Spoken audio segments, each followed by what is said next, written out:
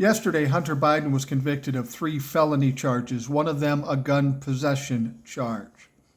Now, in actuality, a case like this wouldn't normally go to trial. Hunter Biden had this gun for 11 days. It was locked in a box. It wasn't tied to any other crime like a robbery or a shooting.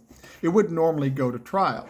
But in this case, it did because, of course, the Republicans pushed the issue because they wanted to stain Joe Biden. So it goes to trial. Everybody lays out their case.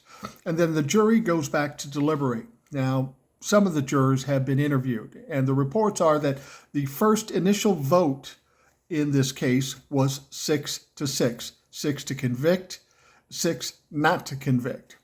But then over time, a short time, because they only deliberated about 3 hours, they ultimately came to a unanimous decision, and Hunter Biden was found guilty. So why did that happen?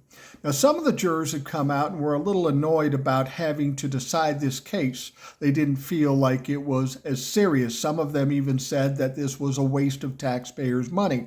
But the facts are, it showed that Hunter Biden probably was on drugs when he purchased the gun. So they really had no choice but to find him guilty.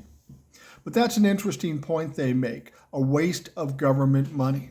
That seems to be a common thread with Republicans, not only in this case, where they convict somebody of a crime that wouldn't normally go to trial, but think of all the trials that they are involved in. And it's appeal after appeal after appeal, frivolous claims and these sorts of things. This is what the Republicans are all about, wasting time and wasting taxpayer money. This thing will be appealed, and it'll probably hold up the conviction. He isn't likely to get jail time, but this wasn't necessary.